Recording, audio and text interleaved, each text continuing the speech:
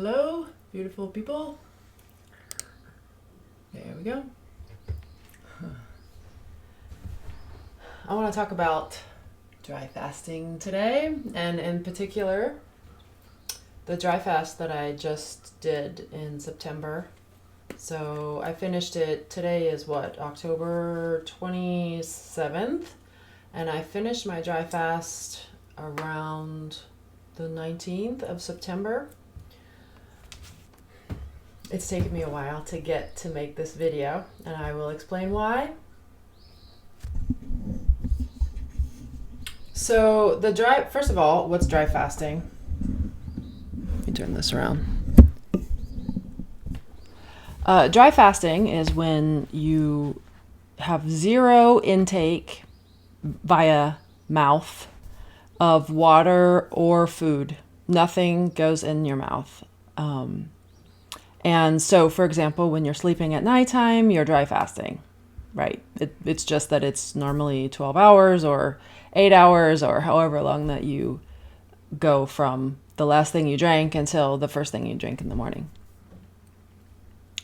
I did 7 days, and I've worked up to 7 days. So last year around this time, I did a 5-day dry fast, and I started that by doing a couple of, I think I did one 2-day dry fast, then a 5-day, and then I did 1 day and 2 days sprinkled in between the 5-day and the 7 days. So I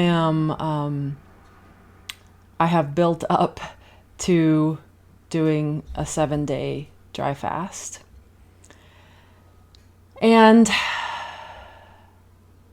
there are many reasons that people do dry fasting, right? I think probably the reasons that I've heard the most are losing weight and detoxing. In the research that I did, watching other people's reports of their own dry fast, that's kind of the conclusion that I came to. Not just detoxing, but healing, healing chronic disease or major diseases, for example. The reason that I'm doing dry fasting is I feel that it's quite unique and different than the reason that most people are dry fasting. And so I want to share a little bit about that. I want to speak to some of the questions that I got on Facebook as I was posting. Got to get symmetry going on. As I was posting about the dry fast experience, so people asked questions, and I felt really supported on Facebook, because I was sharing what was happening for me. You can go back to my Facebook page and look at those posts starting in the second week of September if you want to hear more about what was happening on the ground at the time. So thank you. Thank you for all of that support, and that was really helpful for me.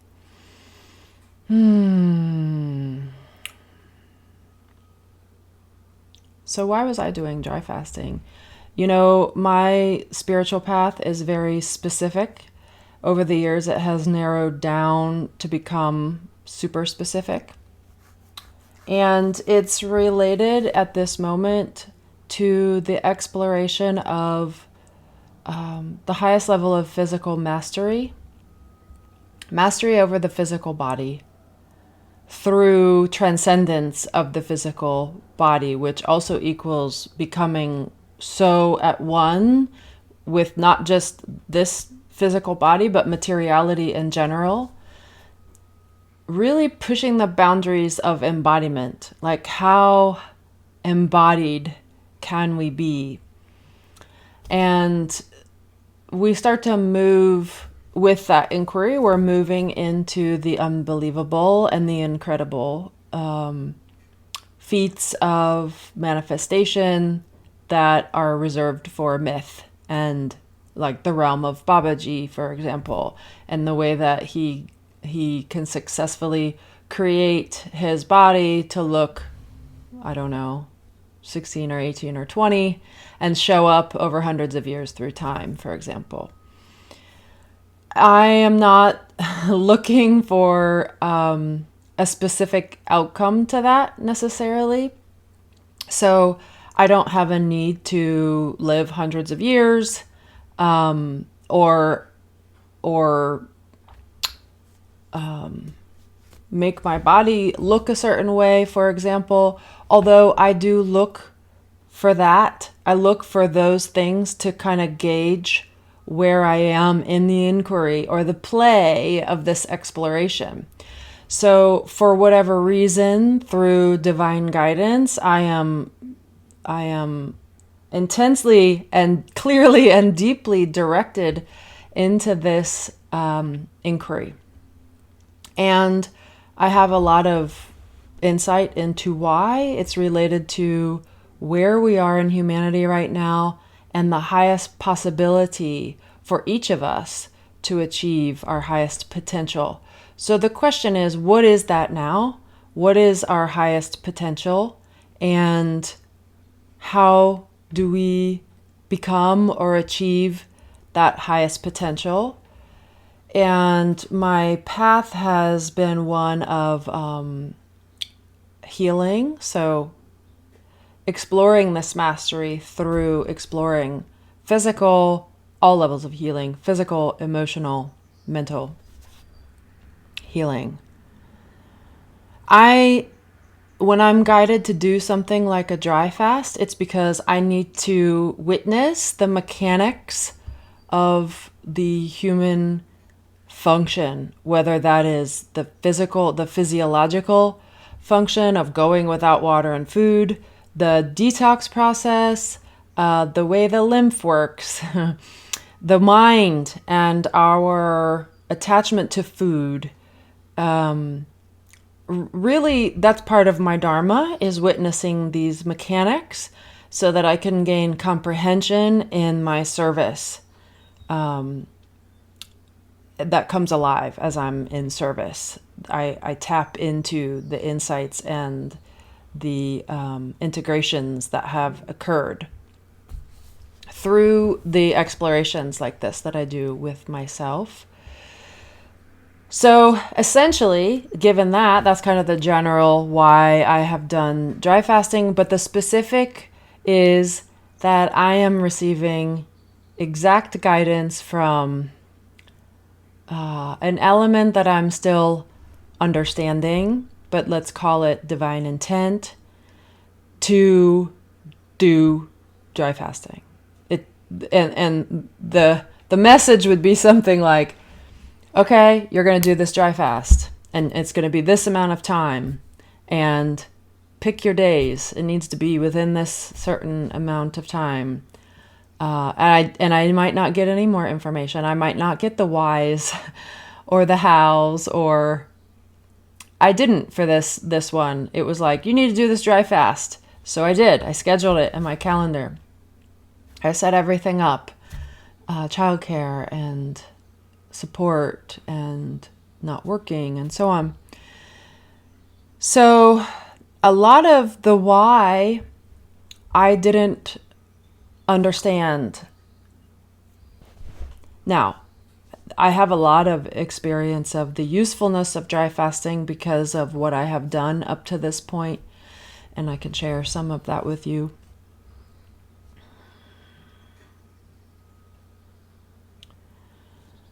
One of the intensely intriguing things to me is that the main resource that I have used for my own dry fasting process is a book called The Phoenix Protocol by August Dunning. He is an astronaut, as far as I understand. So he's kind of a rocket scientist. He's worked on the space station and stuff. And so he's done a lot of inquiry into maximizing human potential. And one of the things that I read in that book that really resounded in my consciousness and that I have been exploring through the dry fast exploration is that after about, I don't know if it's day 3 or day 5, the body starts to use fat to create its own water. So the first 3 days, you're really just using the water that has been stored in the body until it's gone. Or it might be 5 days. I don't remember exactly. And then after that, your body needs water, right? So it breaks down fat molecules, and there's a pathway that's related to the mitochondria. People tend to think that the mitochondria only it creates energy for the body, but it's also a production plant for water when water is lacking. So just to say, in the dry fast, even though you're not taking in any water or food, I tend to think of it as an external water feast. So I take 2 or 3 baths or showers a day usually. I use the humidifier a lot. I'm out walking in foggy atmosphere in the morning or the late night. There's a lot of water, external water. If I have to take an enema because I don't feel good from not having a bowel evacuation, then I'll take an enema.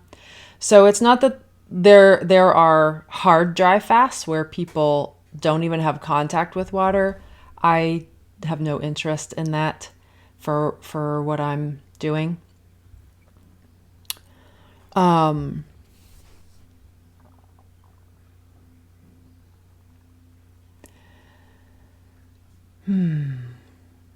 think I lost the tangent I was talking on. So let me just share what this dry fast was like. Again, I was talking about the benefits and breaking down of water. Right, so I want to finish that. So when the flip happens and your body goes and flips the switch where it starts making its own water, the consciousness changes to become self-resourceful at a new level. So codependence turned to self-resourcefulness for me has been one of the main pathways for this realization of potential, with the flourishing of interdependence, but all parasitic consciousness removed, right? All dependence on something outside in order to live, in order to thrive. Okay, so really this is a test of what is your level of dependence, not just on food, because you can do other kinds of fasts that leave out food and you're just taking in liquid or water. But what is your level of dependence on water? And so doing a dry fast gives you this space and time to have a look at anything that arises within the consciousness as related to dependence on water and food, and or you could say on the elements. Any elemental, earth, air, fire, water, because they're all contained in the process of eating and or the substance of food, right? So on a spiritual level, this is what I am, one of the things that I am having a look at through these dry fasts. And ultimately, it's an exploration of identity, right? So what am I when water isn't there? What am I when food isn't there? What am I as my attachments to food arise or my attachments to water arise?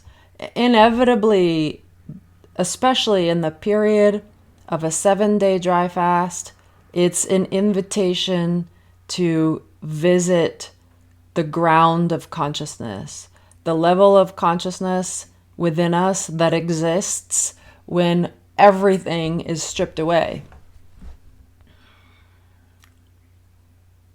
When all the elements are removed, what's left? So, the material that arises there can be challenging, and I suspect that much of my past and trauma healing and spiritual work and other types of fasting have supported my capacity to visit the material that arises in these kinds of dry fasts.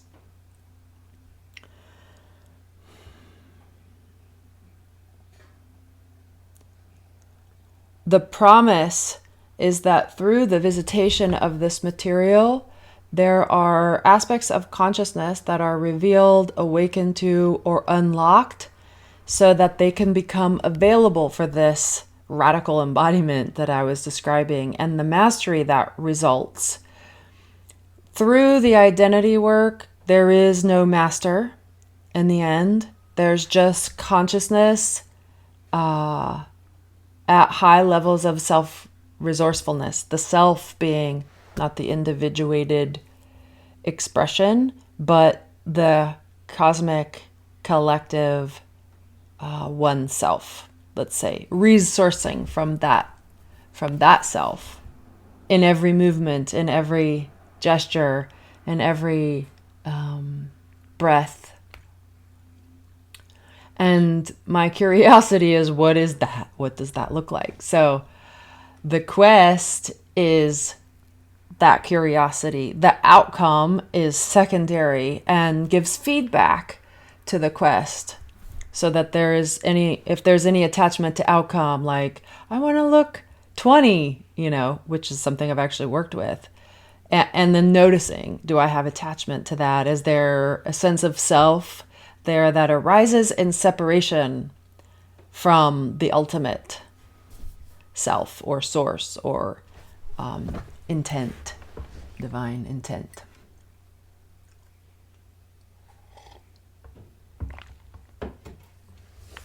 So I'll tell you a little bit of the story about this dry fast and what happened after.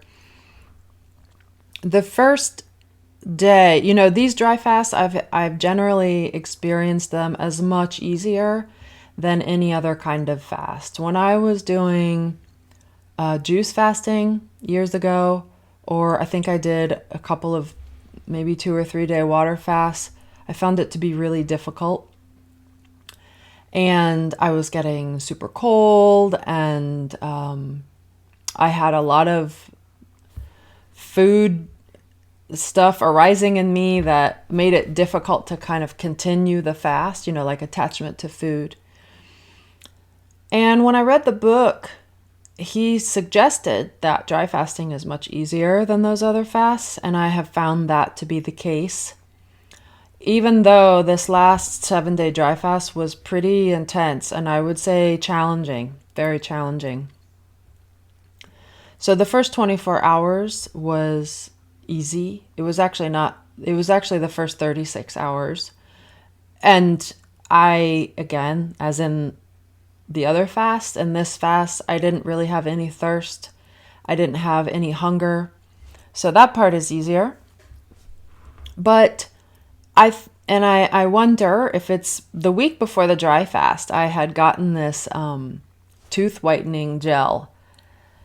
Even though I know that they had a sense like, I don't think these things are really good for me or good for anybody really. The peroxide based tooth things, I had been using that the week before, and I am wondering if that created difficulty in my fast because I was detoxing that. I was detoxing that toxic tooth whitening stick thing I was using. So at 36 hours, I had woken up. I had been sleeping, and I felt nauseous. I felt super nauseous, like I was going to throw up or evacuate. I was weak. I was on the verge of fainting. And because fasting, not just my own fasting and other people's fasting, but it's a part of my research as a nutritionist over the years and what I do. So I'm well researched on fasting. I recognized immediately this is the need to evacuate. That's why I'm feeling so ill. I had taken, at my last meal, I had taken some herbal laxatives, hoping that I wouldn't deal with that issue because, this has come up in my last dry fast, it came up, and I did an enema in the last dry fast, and that cleared the problem. So when my partner was helping me, when I got up and was feeling weak, I said to him, I need to evacuate, because that's why I'm having this problem. So I did. And if I hadn't naturally evacuated, I would have used an enema. And once I evacuated, there was much improvement. But the theme of nausea really stuck with me from day 2 to day 5. And I found that to be really uncomfortable. If I moved, sometimes if I had any movement at all, the nausea would return. I kept the area, I was actually up here and in my bedroom. I had curtains over the windows so that I kept it dark. That felt really supportive. So I kept things dark. I kept my activity to a minimum. I tried not to read a lot, especially on screens, because it hurt my eyes. So I just was following my body. You know, if my eyes started to hurt when I was watching videos or reading, then I would stop and lay still and do whatever it took to not have nausea. So I dealt with that for a good 3 days, and it was difficult. I was very emotional, super emotional, especially as time went on, and I just let myself be emotional. My partner had context for, what was happening for me, so he had an understanding of the level of emotion that was coming up and some of the stuff that I was doing. Like, he had grown grapes this year, and so we had this big grape harvest that was still on the vine, and I was really upset that it wasn't going to be harvested in time. And if I didn't do it on my dry fast, that the following week, when my dry fast was over, that the grapes would be gone. So I was really focused on getting the grapes off the vine, but I couldn't do it by myself because I was so weak, So we kind of had this like tense moment when I was really insistent upon getting those grapes off the vine, and I was crying and like, oh my God, we're gonna lose the grape. It was just a much bigger event than it normally would be because I was on the dry fast.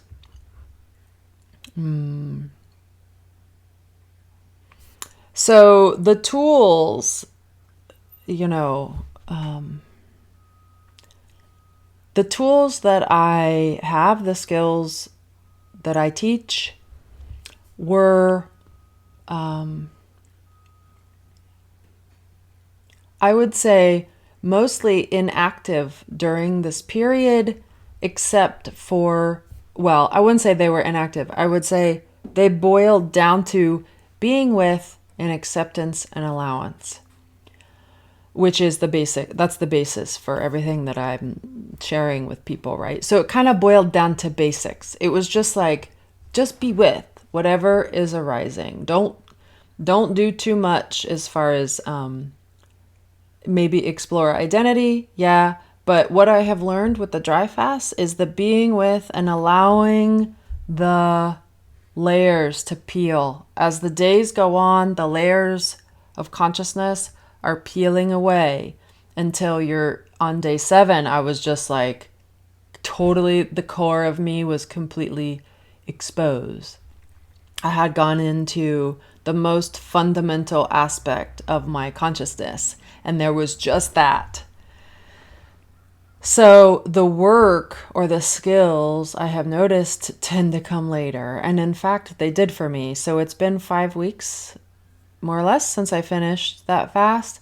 And it's been in those 5 weeks where the skills, the integration tools, the identity work, the alchemical transformational process has been active after the fast. That's when the insights come, and so on. So up until day 5, it was pretty challenging physically. On day 6, it got easier. And I would say that generally speaking, in the book, The Phoenix Protocol, he lays out what to expect on each day. And again, as when I did the 5-day fast, my consciousness and body were pretty much following that. So I had fever a couple days. I had just a 1-degree fever, and that felt good and really natural. I would have pains sometimes, kind of rolling around. Nothing super scary, as in I didn't actually feel like, oh, this is gonna make me stop the fast or I'm gonna die. I didn't feel any of that. There was just weakness, fatigue, sensitivity to light. My eyes were super, like I couldn't, even before the fast started, my vision was getting blurry, very blurry. And normally I have a hard time seeing close up, but this was like I couldn't see far away. It was blurry far away, which is not normal for me. So that started before the fast as part of the preparation for this experience, because I had decided a month prior to the fast that I would do it. And once you decide to do the fast, the material that wants to be visited starts to like get stirred up in your consciousness. So that was my experience with the vision. And during the fast, my vision got so obscured that I almost couldn't see at all. And that comes with, to me, it's related to the going into the core and having the core of ourselves exposed. My vision had turned so inward that I couldn't even really see the outside world anymore.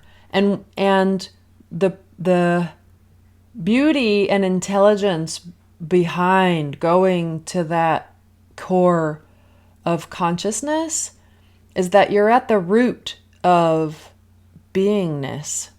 It depends on your particular level of awakening, like where your ceiling is in yourself, or your own bleeding edge of consciousness is landing somewhere, right? This takes you to the bleeding edge of your consciousness.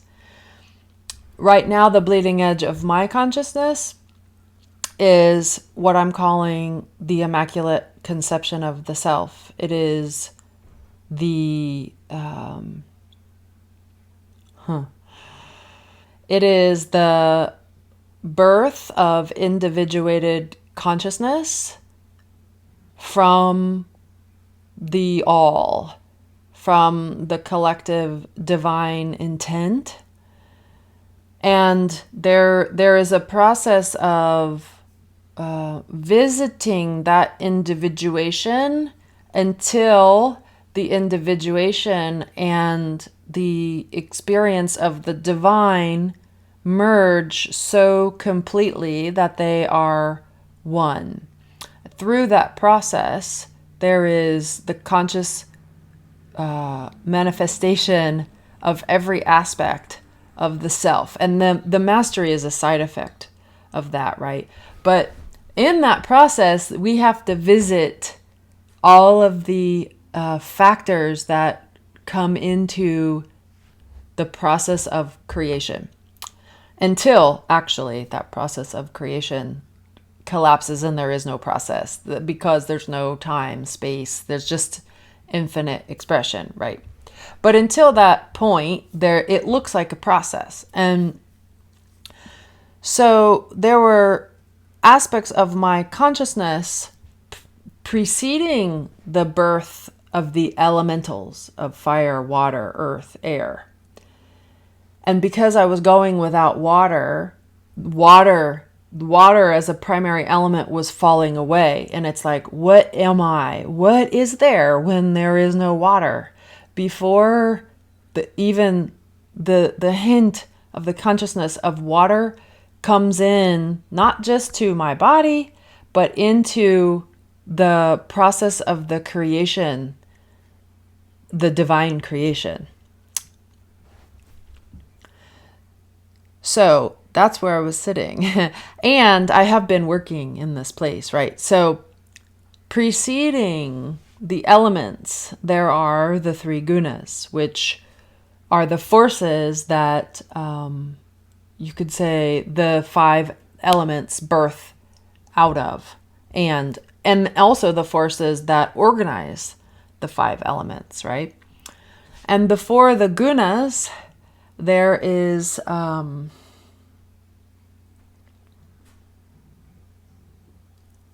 the one. Out of the one come the three, but there's the realization of that one is what's happening in that space. So I have been exploring divine intent, which is the awakening above the crown that results from the merging of the pingala.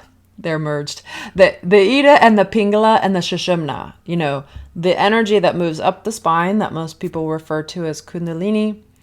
When the yin and yang, or the masculine and feminine aspects of consciousness, find their eternal union within a being, and there is an awakening, in order for that to happen, the consciousness inside the center of the spinal cord up into the brain, the spaces of the brain where the cerebral spinal fluid is created and resonates according to the level of awakening of these aspects of consciousness.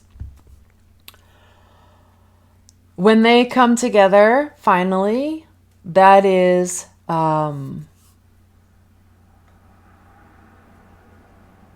the conscious creation of the self. I feel like I was hitting on many threads and I lost a couple of them. So that's driven. That whole process is driven by an awakening to what I call intent. I'm hearing sounds in my ears, which is useful for me right now. That is the aspect of consciousness that precedes being, that precedes will, yet births will. And when the will of a being is in touch with the pre-being, the non-being aspect of intent, which comes through the awakening of Devi Ma, the divine feminine, the dark mother, that comes down through the crown and starts to penetrate all aspects of consciousness. Coming down through the crown is the same as awakening at the core and then penetrating outward. And the divine intent directs the whole of consciousness. So the mastery comes through the surrender to that direction. And the surrender brings the realization, I am that. That is me. And it is all. So there is no exclusion. Like, I'm that, but you haven't realized that yet, so you're not that. That's not. That's part of that's part of the old way, or before this births. What I'm sharing here. This is a lot of information, and it still goes into, why am I doing this fast? So one of the main questions was, what is the purpose of the fast? And I hope that I'm answering that multidimensionally as I go.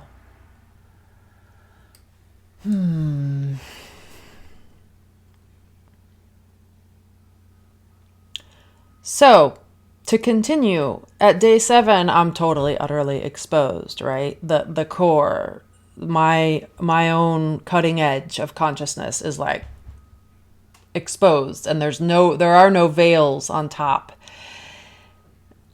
Which is a very powerful experience to be in the environment like that. It's also important to create a container for your dry fast that is protected. And that's why you don't want to be doing a lot of things or working or engaging a lot with the world, although you can go obviously with your intuition and what your body is telling you throughout. But really, at the end of that dry fast, it was like, okay, I'm so glad that I created a safe container because I'm utterly exposed here. And that exposure is good because it reveals what wants to be tended to in that space. And as soon as you drink that water, or breaking the fast, which is super important, like the way to break the fast is more important than the way you do the fast. Because why? Because you are emerging from that core, that cutting edge of your consciousness, and you're coming back into all the veils that stripped away. And you are merging with each dimension what you have gained through the exposure of the core, right? So what does that mean for me on a practical level? There was the ground exposed underneath the gunas. The gunas, the three gunas, right, are inertia, which is tamas, which is staying the same. It's not just not moving, but it's staying like this without change. And then there is rajas, which is movement, progression, activity. Then there is sattva, or the sattvic qualities, which illuminates the space, illuminates properties. It's when there is insight, sattva has like kicked in, right? There's an illumination of the space so that things can be seen, felt, heard. And through that illumination, integration is possible and is, integration happens through that space, right? Namely, integration of the three gunas, so that the three gunas want to appear in balance with each expression of form. And when they are in balance, according to what intent would like to create in form, when they're in balance, there is divine expression, or there is expression that is fully reflective of the source of all. And with that comes mastery. So, if the exposure of what I am prior to the three gunas and whatever wants to work itself out there are these subtle integrations that happen. Those subtle integrations change the way that the three gunas then appear in balance or lack of balance. And then the way that the gunas appear, which correspond to the three dantians, the upper dantian, the middle dantian, the lower dantian, which is the womb or the belly. Those three forces then go to create the elements in the birthing of consciousness, which is ongoing and infinite and spontaneous, if we're lucky, if we're doing our work, etc. So all of these get to realign. The physicality realigns according to the new balance of the gunas, or imbalance. Maybe I'll explain what happened for me in a minute. And then The tissues are your expression of the elements, right? If you're talking about the body, the earth, air, fire, water, metal, wood, those are all, the body is different expressions of that. So the body changes come from the reorganization. This is kind of at the level of the involution of the soul of these elements.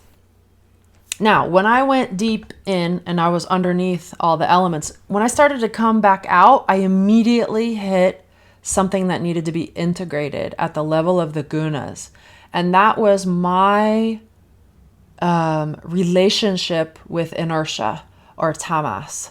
And so I spent probably a month being in what I felt like was really difficult and challenging space, because I was sitting at this really deep level of consciousness, feeling inertia, like I couldn't move.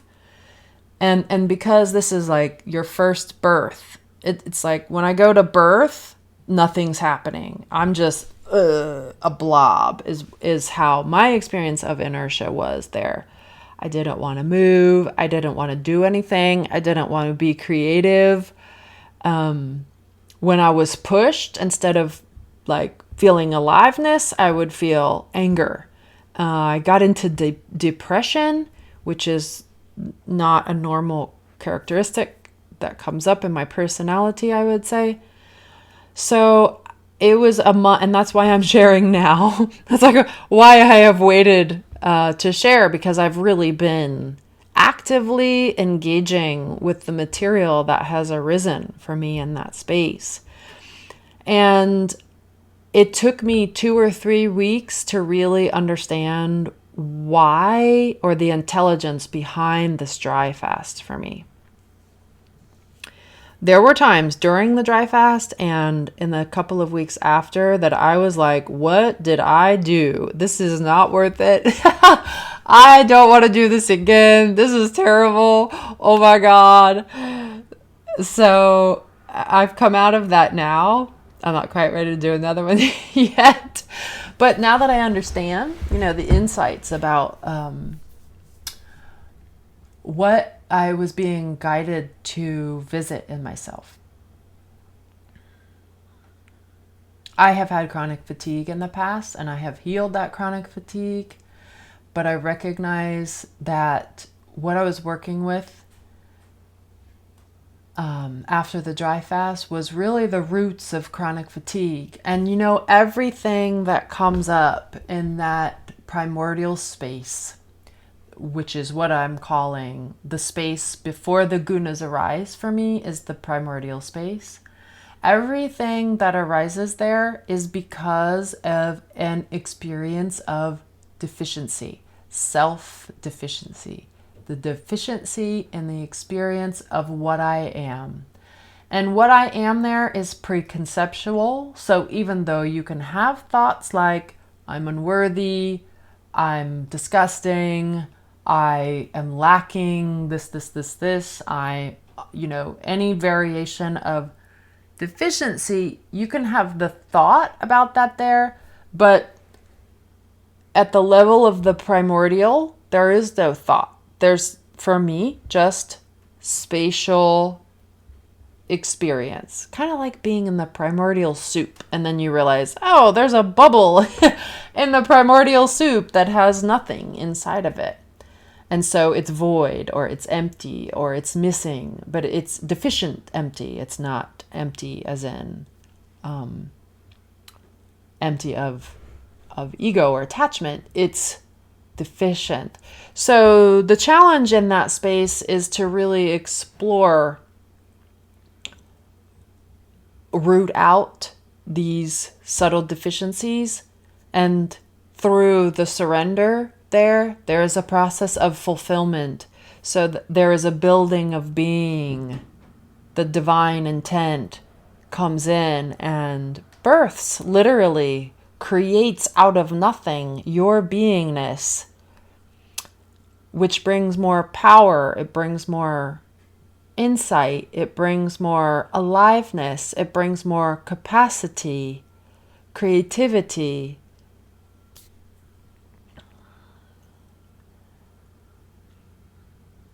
It's actually very simple. When you get into the primordial level, all that needs to happen is that those deficiencies need to be uncovered, held, honored, released, surrendered, and then there's a fulfillment. And that fulfillment starts to reorganize the forces of nature that create the elements, organize the elements, and everything comes into balance from the root. I'm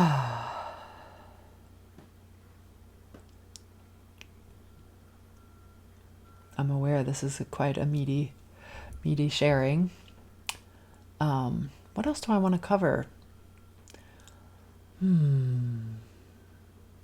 I think it would be good for me to cover the exact insights and get more detailed into those in other ways, like smaller videos or on my Patreon, writings on Facebook, and so on. So I will save some of the details of those insights I have already on my Patreon in relationship to lymph and tamas, or inertia.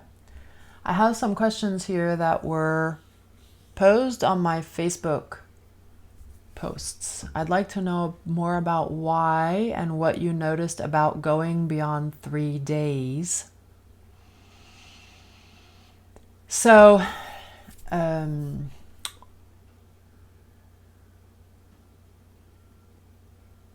don't really know how to answer that, except like nothing's arising for me, except on day 5, I did notice a huge shift. It was like day 6 and 7, the core, that primordial space, that's when it opened, and it was just there everywhere. There was nothing but primordial space on day 6 and 7. It made me really glad that I went to day 6 and 7, because up to day 5 I was like, oh, this is terrible, maybe I should quit. So, and that felt key. And when I went to day 6 and 7, it was like, yes, I needed to do that. What is the purpose of the fast? I think I have already covered that for myself. Oh, right.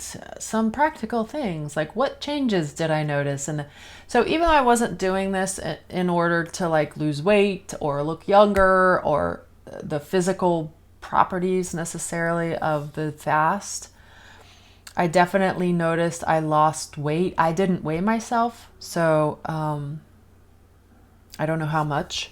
I lost weight. I looked really skinny. On day 7, I took a video of myself that I will show only my closest friends because I'm really like death. I mean, my eyes are sunken in and they're all, dark, and I'm like skinny, and it was intense. It was intense. So I lost weight, let's say, and I didn't really feel like I needed to lose weight. So I wasn't doing it for that. And some other things, some of the things that I've healed in the past, I can't even necessarily remember them now, except I've had bladder problems, and whenever I do a dry fast, that bladder problem seems to correct itself. So I did the dry fast a year ago, and I had these like urgency issues with my bladder and like tension and stress. I've had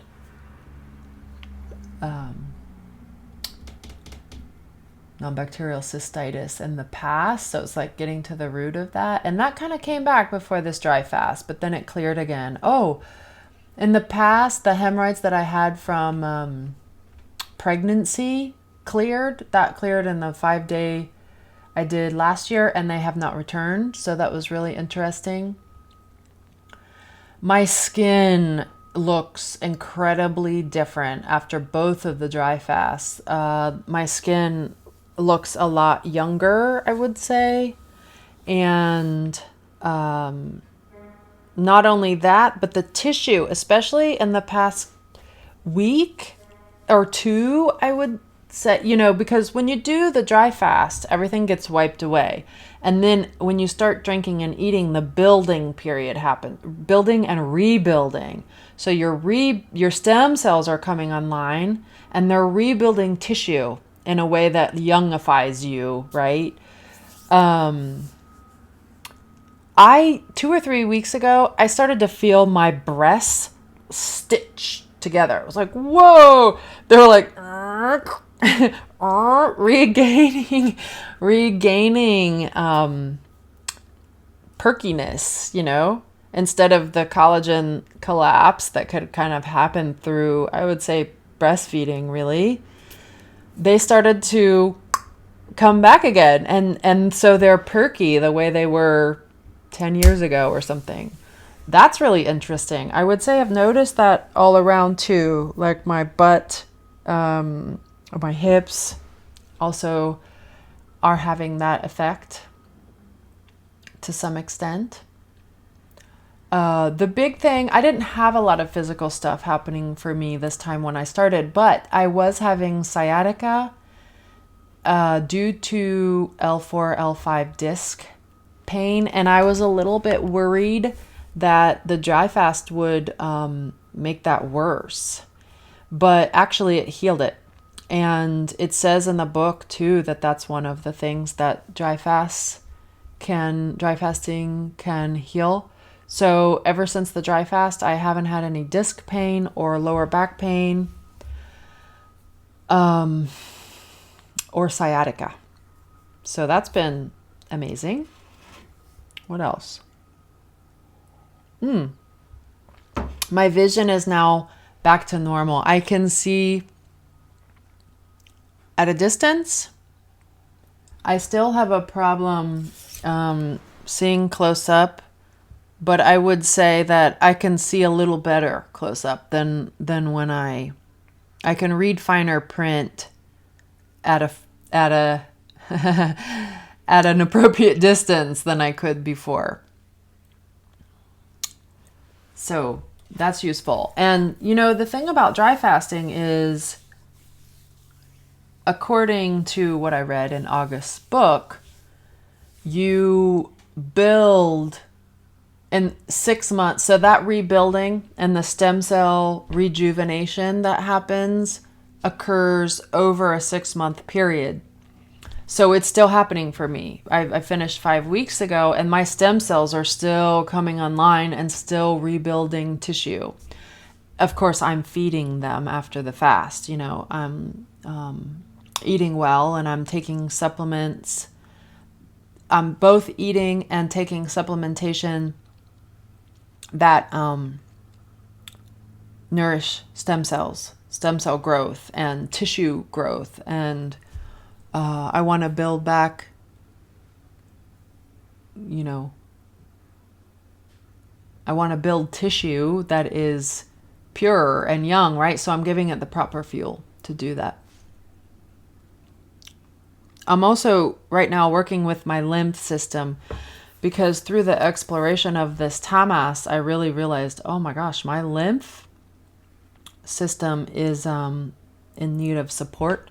So I'm doing that, and that's helping the youngifying process too, so that I don't have puffy eyes, or that was mostly what I was noticing with that lymph buildup.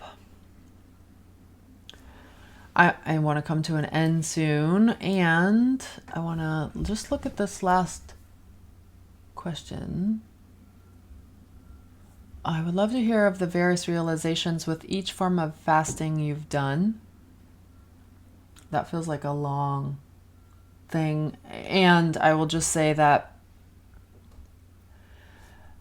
I'll just say again, I probably will never do water fasting or juice fasting ever again. I will probably only do dry fasting, just because my body didn't seem to really appreciate or handle the other kinds of fast very well, looking back on it, having the contrast between those kinds of fasts and this kind of fast.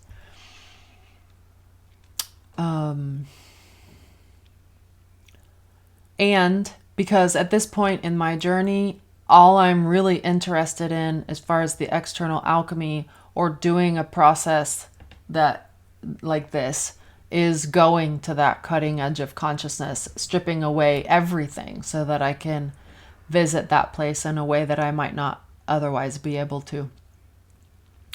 What did you learn that was otherwise overlooked?